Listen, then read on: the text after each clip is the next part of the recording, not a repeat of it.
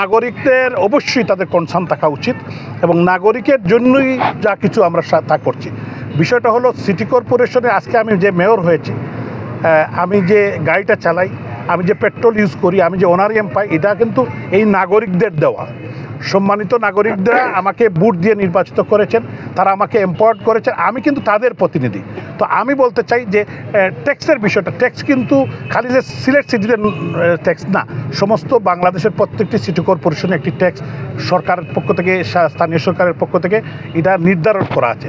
এর ভিত্তিতেই আসলে আগের মেয়র সাহেব জনাব আরিফুল হক চৌধুরী সাহেব 2019 সালে একটি অ্যাসেসমেন্ট করিয়েছিলেন এবং অ্যাসেসমেন্ট করার পর তখন আমাদের তৎকালীন যে ক্যাবিনেট সিলেট সিটি কর্পোরেশন এবং আমাদের কাউন্সিলরদের সাথে নিয়ে আরিফুল হক চৌধুরী সাহেব এটাকে পাশ করেছিলেন।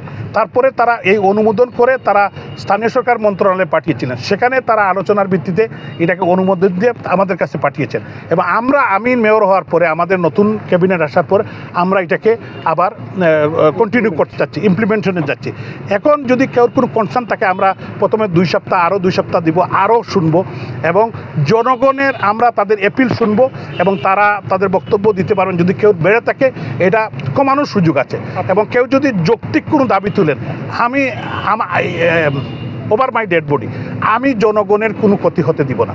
আমি জনগণের প্রতিনিধি, বাট যৌক্তিকভাবে কোনো ট্যাক্স হলে এটা দেওয়ার জন্য আমার সম্মানিত যারা নগরবাসী আছেন, মা বোন আছেন, আমাদের সম্মানিত প্রবাসীরা আছেন, সবাইকে অনুরোধ করবো যে ট্যাক্স দেওয়ার জন্য।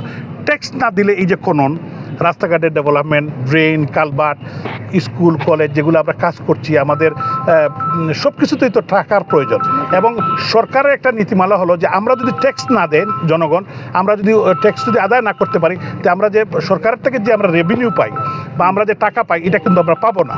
তো এটা তো আপনারা বুঝেন। এই কারণে সবার সম্মিলিতভাবে একটা সহনীয় অবস্থা এটাকে করতে চাই। এটা ঘাবড়ানোর কিছু না এবং এটা আমরা আলোচনার ভিত্তিতেই জনগণের সাথে আমরা এটা করছি।